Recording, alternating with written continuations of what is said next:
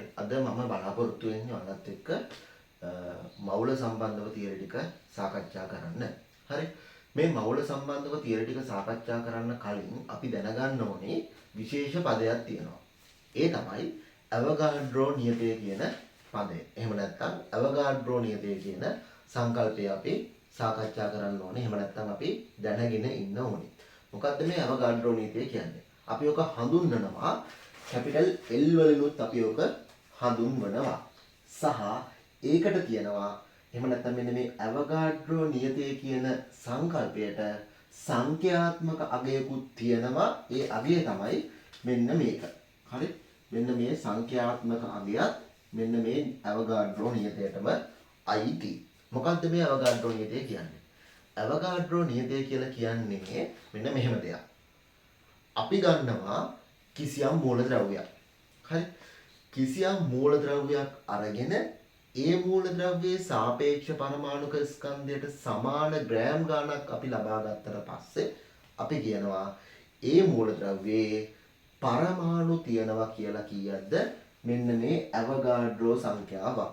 ඒ කියන්නේ 6.022210 වෙනි බලයක්. මම ආයෙ කියන්නම්. අපි කිසියම් මූලද්‍රව්‍යයක් ගන්නවා. ඒ මූලද්‍රව්‍යයේ සාපේක්ෂ පරමාණුක ස්කන්ධයට සමාන ග්‍රෑම් ගාණක් ගන්නවා කියලා. ඒ කියලා ගත්තොත් ඒ ප්‍රමාණයේ තියෙනවා ඒ අපි ලබාගත් මූලද්‍රව්‍යයේ පරමාණු කීයක්ද? මෙන්න මේ අවගාඩ්‍රෝ සංඛ්‍යාවක්. එහෙම නැත්නම් 6.02221023 කියන අගයක් තියෙනවා පරමාණු වලින්. හරි? ඒ වගේම අපි කිසියම් අණුවක් ගන්නවා. හරි? කිසියම් අණුවක් අරගෙන ඒ අණුවේ සාපේක්ෂ අණුක ස්කන්ධයට සමාන ග්‍රෑම් ගාණක් අපි කියලා අරගත්තොත් එහෙම ඒ අණුවේ තියෙනවා කීයක්ද? අණු අවගාඩ්‍රෝ සංඛ්‍යාවක්. ඒ කියන්නේ 6.02221023. හරිනේ?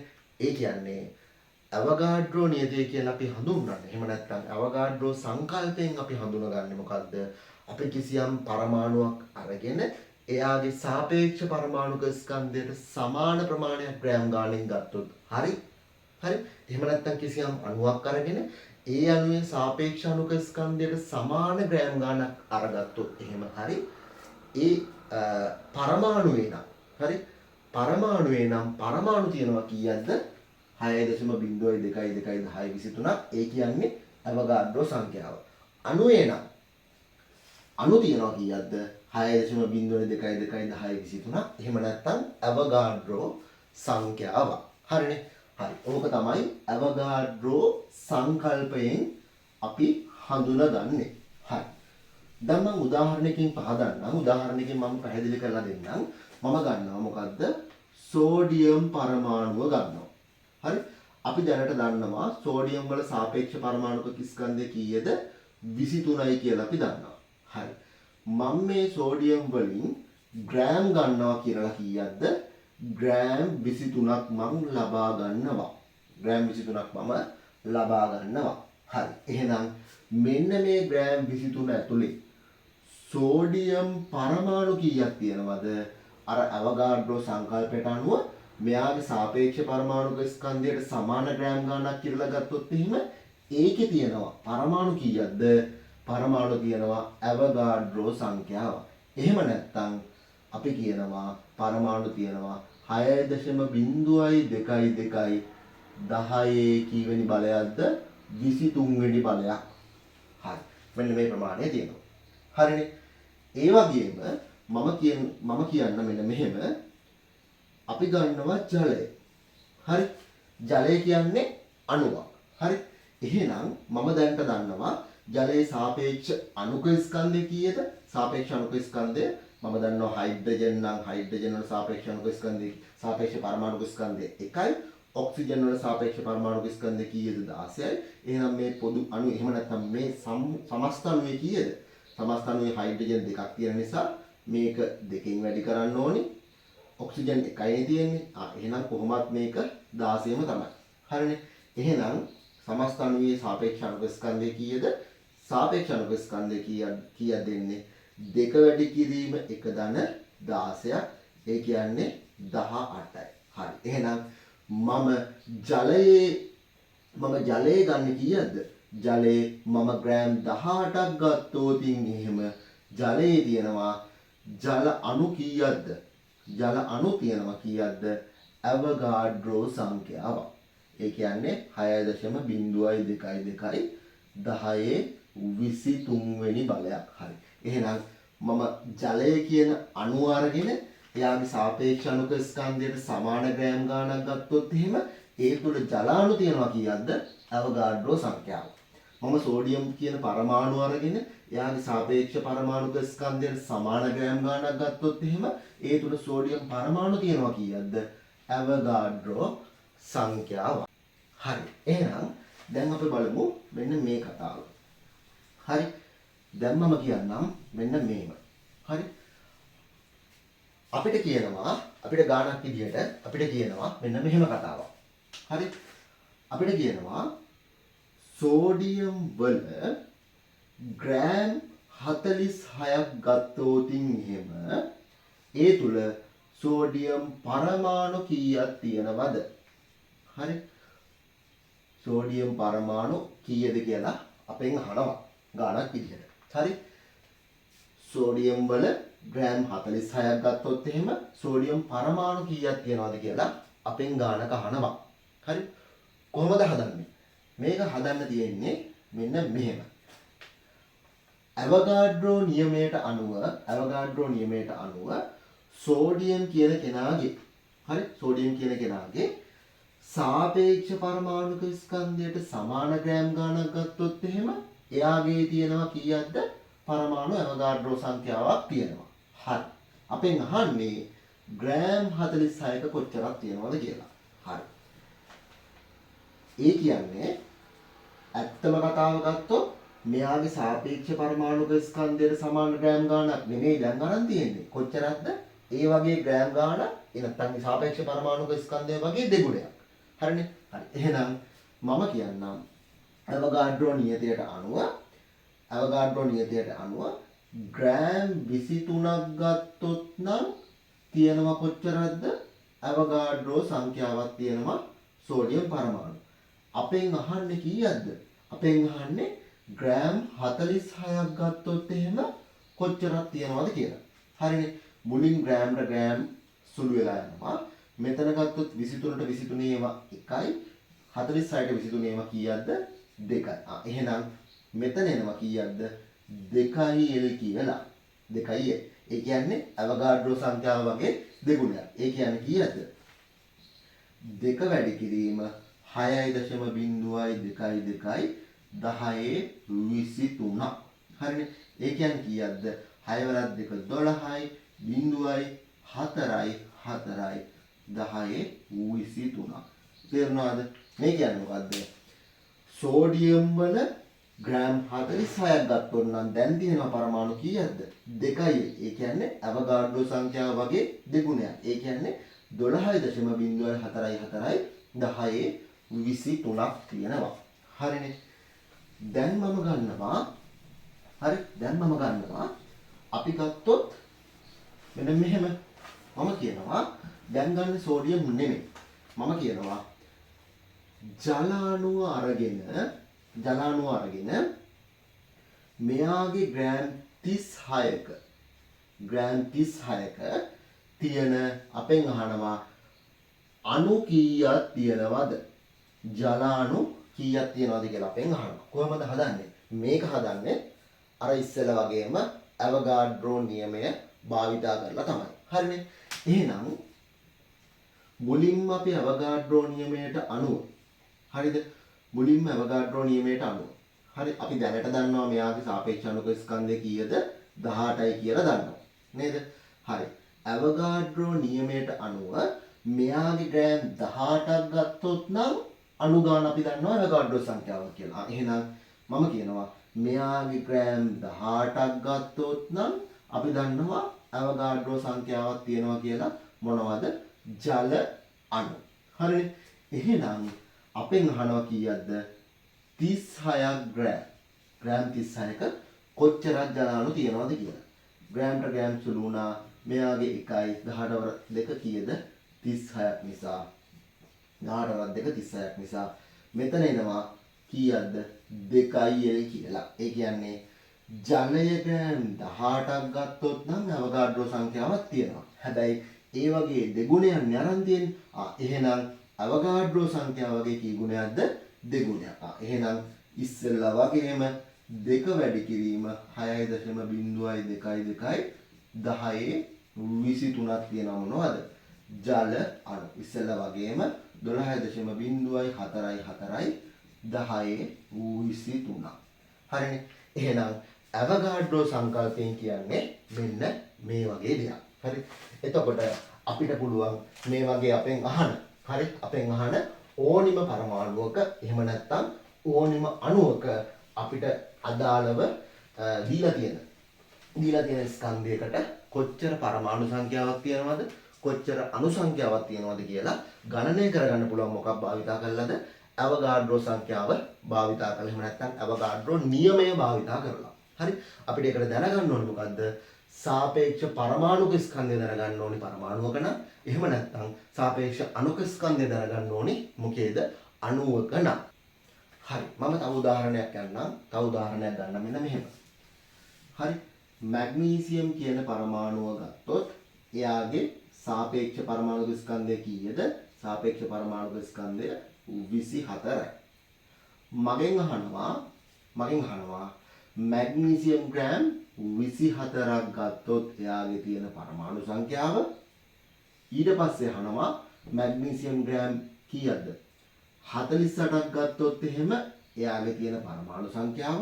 ඒ වගේම අහනවා මැග්නීසියම් ග්‍රෑම් 12ක් ගත්තොත් එයාගේ තියෙන පරමාණු සංඛ්‍යාව කීයද කියලා අහනවා. හරි. කොහොමද හදන්නේ? අවගාඩ්‍රෝ සංඛ්‍යාව භාවිතා කරන්න එපා. එහෙම නැත්නම් අවගාඩ්‍රෝ නියමය භාවිතා කරන්න ඕනේ. හරි. අපි දැනටම දන්නවා මැග්නීසියම් වල සාපේක්ෂ පරමාණුක ස්කන්ධය 24ක් නිසා එයාගේ ග්‍රෑම් 24ක් ගත්තොත් නම් අවගාඩ්‍රෝ නියමයට අනුව මේකේ තියෙනවා කීයක්ද පරමාණු? අවගාඩ්‍රෝ සංඛ්‍යාවක් තියෙනවා. ඒ කියන්නේ කීයක්ද? ඒ කියන්නේ 6.022 10 23ක් තියෙනවා මොනවද? මැග්නීසියම් පරමාණු. හරි. දැන් අපෙන් අහන්නේ මොකද්ද? දැන් අහනවා ග්‍රෑම් 48ක් ගත්තොත් කොච්චරක් තියෙනවද? එහෙනම් අපි හදමු මෙහෙම. ග්‍රෑම් 24ක් ගත්තොත් නම් අවගාඩ්‍රෝ නියමයට අනුව L සංඛ්‍යාවක් අවගාඩ්‍රෝ සංඛ්‍යාවක් තියෙනවා. හැබැයි අපෙන් අහන්නේ ග්‍රෑම් 48ක් ගත්තොත් කොච්චරක් තියෙනවද? එතකොට සුළු වෙලා ගියන් පස්සේ කීයක් එනවද? 2L. එහෙනම් දැන් තියෙනවා කීයද?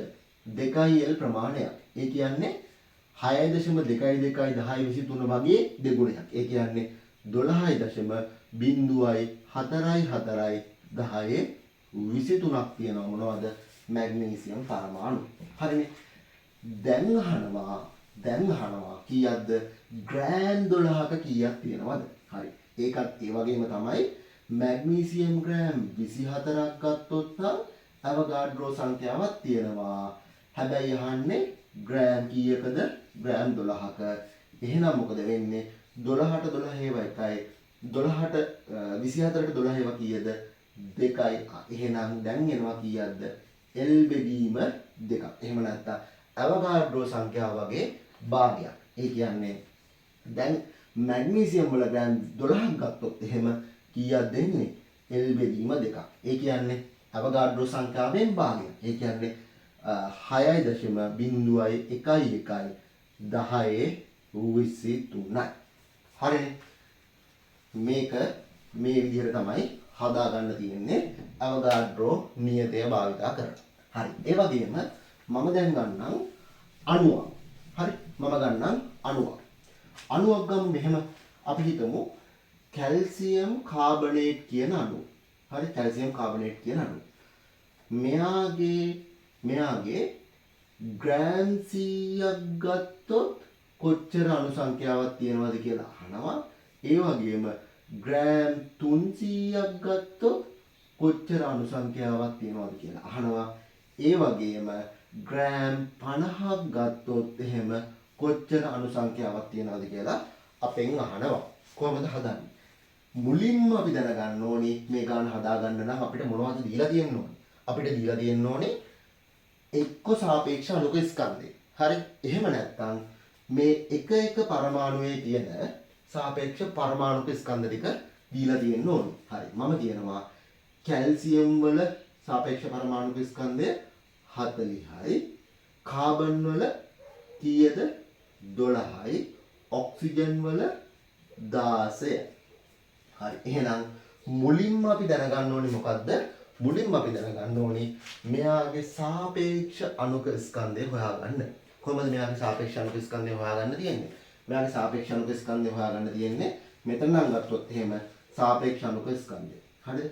සාපේක්ෂ අණුක ස්කන්ධය කොහොමද හොයාගන්න තියෙන්නේ? මේක හොයාගන්න තියෙන්නේ කැල්සියම් වල සාපේක්ෂ පරමාණුක ස්කන්ධයට එකතු කරන්න ඕනේ මොකද්ද? කාබන් පරමාණු එකක සාපේක්ෂ පරමාණුක ස්කන්ධය සහ ඔක්සිජන් පරමාණු කීයකද? ඔක්සිජන් පරමාණු 3ක. හරිනේ. මෙන්න මේ ටික තමයි එකතු වෙන්න ඕනේ. සාපේක්ෂ අණුක ස්කන්ධ කීයද? සාපේක්ෂ අණුක ස්කන්ධය හොයන්න තියෙන්නේ කොහොමද? කැල්සියම් වල සාපේක්ෂ පරමාණුක ස්කන්ධයට එකතු කරන්න ඕනේ ඔක්සිජන් නේ. කාබන් වල සාපේක්ෂ පරමාණුක ස්කන්ධය ඒකට එකතු කරන්න ඕනේ. මොකද්ද? ඔක්සිජන් වල සාපේක්ෂ පරමාණුක ස්කන්ධය වගේ කී ගුණයක්ද? 3 ගුණයක්. හරි. එහෙනම් මෙතන ගත්තොත් 40යි. මෙතන ගත්තොත් 12යි. මෙතන ගත්තොත් 3 වැඩි කිරීම කීයද? 16යි. හරිනේ. එහෙනම් 40යි 12යි මෙතන ගත්තොත් කීයද? 48යි. මේ තුනේ එකතුව කීයද එනවද? මේ තුනේ එකතුව එනවා කීයක්ද? 100යි. හරිනේ. එහෙනම් දැන් අපි දන්නවා මේ කැල්සියම් කාබනේට් වල සාපේක්ෂ අණුක ස්කන්ධය කීයක් කියලාද? 100ක් කියලා අපි දන්නවා. හරි. දැන් මේ ගාන හදා ගන්න පුළුවන් නේ. ඔව් දැන් හදා ගන්න පුළුවන්. කොහොමද? අපිට දැන් භාවිතා කරන්න වෙන මොන නියමයේද? අවගාඩ්‍රෝ නියමය. එහෙම නැත්නම් අවගාඩ්‍රෝ සංකල්පය භාවිතා කරන්න වෙනවා. හරි. අවගාඩ්‍රෝ සංකල්පයට අනුව කැල්සියම් කාබනේට් කියන අණුවේ සාපේක්ෂ අණුක ස්කන්ධයට සමාන ග්‍රෑම් ගාණක් ගත්තොත් නම් කීයක් තියනවද? අවගාඩ්‍රෝ සංඛ්‍යාවක් තියෙනවා. ඒ කියන්නේ 6.022 10 කීයක්ද? 23. හරිනේ. හරි. දැන් මම අරන් තියන්නේ ග්‍රෑම් 300. හරිනේ. මේක කොහොමද හදන්නේ? මේක හදන්න තියෙන්නේ මෙහෙමයි. සාපේක්ෂ පරමාණුක ස්කන්ධයට සමාන ප්‍රමාණයක් ගත්තොත් නම් අවගාඩ්‍රෝ සංඛ්‍යාවක් තියෙනවා. ඒ කියන්නේ ග්‍රෑම් 100ක් ගත්තොත් නම් අවගාඩ්‍රෝ සංඛ්‍යාවක් තියෙනවා. හැබැයි මට ඕනේ ග්‍රෑම් 100ක්ද? නෑ කීයක්ද? 300ක්. ග්‍රෑම් 300ක්. හරි. එහෙනම් මෙතන ගත්තොත් 3ක් එනවා. එහෙනම් දැන් කීයක් එනවද? 3IL. දැන් කීයක් එනවද? 3IL. ඒ කියන්නේ අවගාඩ්‍රෝ සංඛ්‍යාව වගේ කී ගුණයක්ද? 3 ගුණයක්. අවගාඩ්‍රෝ සංඛ්‍යාව වගේ කී ගුණයක්ද? 3 ගුණයක්. හරි. එහෙනම් ඒ කියන්නේ මේක කීයෙන් වැඩි කරන්න ඕනේ? 3ෙන් වැඩි කරන්න ඕනේ. කීයද? 6 වරක් 3 කීයද? 18යි. බිංදුවයි කීයද? 6යි 6යි 10ේ 23. හරි. ඒ කියන්නේ දැන් කැල්සියම් කාබනේට් වල ග්‍රෑම් 300ක් ගත්තොත් අවගාඩ්‍රෝ සංඛ්‍යාව වගේ 3 ගුණයක් තියෙනවා. ඒ කියන්නේ පරමාණු තියෙනවා කීයක්ද? 18.066යි 1023. හරි. දැන් ඊළඟට අහනවා ග්‍රෑම් 50ක් ගත්තොත් නම් කොච්චරද? අර වගේම තමයි ග්‍රෑම් 100ක් ගත්තොත් නම් කීයක් තියෙනවද? අවගාඩ්‍රෝ සංඛ්‍යාවක් තියෙනවා කාට අනුවද? අවගාඩ්‍රෝ නියමයට අනුව. හරි. දැන් මම අරන් තියන්නේ ග්‍රෑම් 50. ග්‍රෑම්ට ග්‍රෑම් සුළු වුණා මෙතන දෙකක් එනවා. එහෙනම් දැන් මොකක් එනවද? දැන් L බෙදීම 2ක්. ඒ කියන්නේ L බෙදීම කීයක්ද? 2ක්. ඒ කියන්නේ අවගාඩ්‍රෝ සංඛ්‍යාව වගේ කී ගුණයක්ද?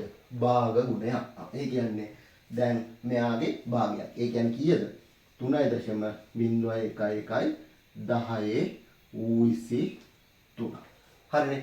දැන් මේ වගේ සාපේක්ෂ අණුක ස්කන්ධ දීලා තියෙනවා නම් අපිට අදාළ ස්කන්ධය දුන්නට පස්සේ අපිට පුළුවන් කොච්චර අණු සංඛ්‍යාවක් තියෙනවද කියලා හොයාගන්න. ඒ වගේම සාපේක්ෂ පරමාණුක ස්කන්ධ දීලා තියෙනවා නම් අපිට පුළුවන් හොයාගන්න මොකද්ද? කොච්චර අණු සංඛ්‍යාවක් කොච්චර පරමාණු සංඛ්‍යාවක් පවතිනවද කියලා. මම දැන් යන්නේ තවත් මේ හා සම්බන්ධව තියෙන ගණන් ටයිප් එකක්. එහෙම නැත්නම් මේ හා සම්බන්ධව අහන්න පුළුවන් තවත් එක්තරා විදිහක ගණන් ආකාරයක් පිළිබඳව. ප්‍රශ්න ආකාරය පිළිබඳව කතා කරන්න.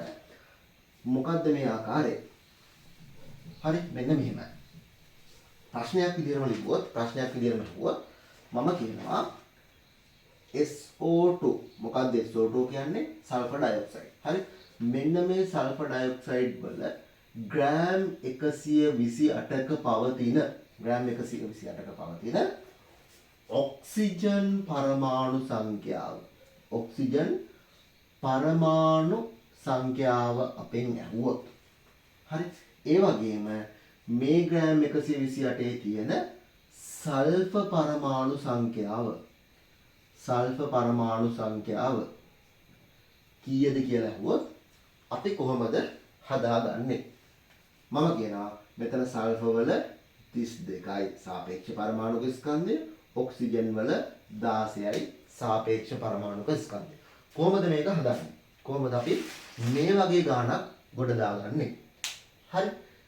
අපි දැනගන්න ඕනේ මෙන්න මේක හදන්න මෙන්න මේ විදිහට. හරි. මුලින්ම අපිට සිද්ධ වෙනවා පරමාණු ගානක් හොයන්න තියෙන්නේ. කොහොමත් අපිට භාවිතා කරන්න වෙනවා මොකද්ද? ඇවගාඩ්‍රෝ සංකල්පය භාවිතා කරන්න වෙනවා. මොකද ඇවගාඩ්‍රෝ සංකල්පයෙන් තමයි ස්කන්ධයක් දීලා තියෙනකොට අපි කොච්චර අණු ගානක් තියෙනවද කියලා හොයාගන්න භාවිතා කරන්න වෙන්නේ. හරි. එහෙනම් කොහොමත් ඇවගාඩ්‍රෝ සංඛ්‍යාව භාවිතා කරන්න වෙනවා. ඇවගාඩ්‍රෝ සංඛ්‍යාව භාවිතා කරගන්න නම් අපි දැනගන්න ඕනේ මේ වගේ අණුවක් දුන්නොත් එහෙම මුලින්ම කරගන්න මොකද්ද? සාපේක්ෂ අණුක ස්කන්ධය හොයාගන්න. හරි. එහෙනම් මම මුලින්ම මොකද්ද කරන්නේ? මේ SO2 වල තියෙන මොකද්ද? සාපේක්ෂ අණුක ස්කන්ධය මම හොයාගන්න ඕනේ. සාපේක්ෂ අණුක ස්කන්ධය හොයාගන්න නම් සල්ෆර් ඩයොක්සයිඩ් වල මම දැනගන්න ඕනේ සල්ෆර් වල සාපේක්ෂ පරමාණුක ස්කන්ධය ඒ වගේම ඔක්සිජන් පරමාණු දෙකක තියෙන සාපේක්ෂ පරමාණුක ස්කන්ධ දෙකක අගයක් මම දැනගන්න ඕනේ. හරි. එහෙනම් එතකොට සල්ෆර් කීයද? 32යි. ඔක්සිජන් පරමාණු දෙකක එකක 16යි දෙකක කීයද? 32යි. හරි. එහෙනම් කීයද? මෙතන 32යි මෙතන 32යි එකතුව කීයක්ද? 64ක් එනවා. හරිනේ. 64ක් එනවා. හරි. එහෙනම් මම දැනට දන්නවා මෙයාගේ සාපේක්ෂ අණුක ස්කන්ධය කීයද? 64. හරි. එහෙනම් ඊට පස්සේ අපි දැනගන්න ඕනේ කතාවක් තියෙනවා. ඒ කතාව තමයි මෙයාගේ මේ සල්ෆර් ඩයොක්සයිඩ් වල සල්ෆර් ඩයොක්සයිඩ් වල එක අණුවක් ගත්තොත් එහෙම සල්ෆර් ඩයොක්සයිඩ් එක අණුවක් ගත්තොත් එහෙම ඒකේ තියෙනවා සල්ෆර් පරමාණු කීයක්ද? එකක්. ඒ වගේම ඔක්සිජන් පරමාණු කීයක් තියෙනවද? දෙකක්. හරිනේ. මම සල්ෆර් ඩයොක්සයිඩ් වල අණු දෙකක් ගන්නවා. එහෙනම් දැන් සල්ෆර් පරමාණු කීයක් තියෙනවද? සල්ෆර් පරමාණු දෙකක් තියෙනවා. හරිද? ඔක්සිජන් පරමාණු කීයක් තියෙනවද? දෙක වැඩි කිරීම දෙක. ඒ කියන්නේ 4ක් තියෙනවා. හරිනේ. මෙන්න මේ කතාව දැනගෙන ඉන්න වෙනවා. හරිනේ. හරි. මේ කතාව දැනගෙන ඉන්න වෙනවා. හරි. ඊට පස්සේ දැන් මම ඇවගාඩ්‍රෝ නියතයට යනවා. දැන් අපි යනවා මොකේද? ඇවගාඩ්‍රෝ නියතයට. හරි. ඇවගාඩ්‍රෝ නියතයෙන් කියන්නේ සාපේක්ෂ අණුක ස්කන්ධයට සමාන ග්‍රෑම් ගාණක් ගත්තොත් එහෙම එයාගේ කීයක් තියෙනවද? ඇවගාඩ්‍රෝ සංඛ්‍යාවක් තියෙනවා කියන්නේ. හරි. මෙයාගේ සාපේක්ෂ අණුක ස්කන්ධය කීයද? 64යි. ග්‍රෑම් 64ක තියෙනවා ඇවගාඩ්‍රෝ සංඛ්‍යාව. එහෙනම් 128ක් ග්‍රෑම් 128ක කොච්චරක් තියෙනවද? අණු තියෙනවා 2L. ඒ කියන්නේ කීයක්ද? 2 වැඩි කිරීම 6.02යි 10 කීයක්ද? 23ක්. ඒ කියන්නේ කීයක්ද? 12.04යි 10 23ක් තියෙනවා. මොනවද මේ SO2 හරි SO2 එහෙම නැත්නම් සල්ෆර් ඩයොක්සයිඩ් අණු සංඛ්‍යාව හරි මේ මොනවද සල්ෆර් ඩයොක්සයිඩ් අණු සංඛ්‍යාව ඒ කියන්නේ සල්ෆර් ඩයොක්සයිඩ් ග්‍රෑම් 128ක තියෙන සල්ෆර් ඩයොක්සයිඩ් අණු ගාන කීයද අණු ගාන 2යි ඒ කියන්නේ කීයක්ද 2 වැඩි කිරීම 6.0222 1023ක් ඒ කියන්නේ කීයක්ද ආවේ 12.044 1023ක් තියෙනවා සල්ෆර් ඩයොක්සයිඩ් අණු තියෙනවා මෙච්චර අපි ඉස්සෙල්ලා කිව්වා එක අණුවක් ගත්තොත් නම් එයාගේ තියෙනවා සල්ෆර් එකක් අණු දෙකක් ගත්තොත් සල්ෆර් දෙකයි අණු මෙච්චරක් ගත්තොත් කීයක් තියෙනවද අණු මෙච්චරක් ගත්තොත් සල්ෆර් කීයක් තියෙනවද සල්ෆර් තියෙන්න ඕනේ මෙච්චරම තමයි ඒ කියන්නේ දැන් සල්ෆර් ඩයොක්සයිඩ් අණු මෙන්න මෙච්චරක එහෙම නැත්නම් අවගාඩ්‍රෝ සංඛ්‍යාව වගේ දෙගුණයක තියෙන්න ඕනේ කීයද සල්ෆර් පරමාණු කීයක් තියෙන්න ඕනේද සල්ෆර් පරමාණු කීයක් තියෙන්න ඕනේද මේ අගයම තමයි තේරුණාද මේ අගයම තමයි තියෙන්න ඕනි හරි ඔක්සිජන් පරමාණු කීයක් තියෙනවද ඔක්සිජන් පරමාණු කීයක් තියෙනවද අපි කිව්වා සල්ෆර් ඩයොක්සයිඩ් එක අණුවක් ගත්තොත් ඔක්සිජන් අණු දෙකක් තියෙනවා සල්ෆර් ඩයොක්සයිඩ් අණු හතරක් අණු දෙකක් ගත්තොත් ඔක්සිජන් පරමාණු කීයක් තියෙනවද ඔක්සිජන් පරමාණු හතරක් තියෙනවා එහෙනම් සල්ෆර් ඩයොක්සයිඩ් මෙන්න මෙච්චරක් ගත්තොත් කීයක් තියෙන්න ඕනද ඔක්සිජන් තියෙන්න ඕනේ 12.044 වගේ කීයක්ද දෙගුණයක් ඒ කියන්නේ 24.88 හරිනේ මෙන්න මේ වගේ ගානක් දුන්නොත් අපිට හදා ගන්න තියෙන්නේ මේ විදිහට තමයි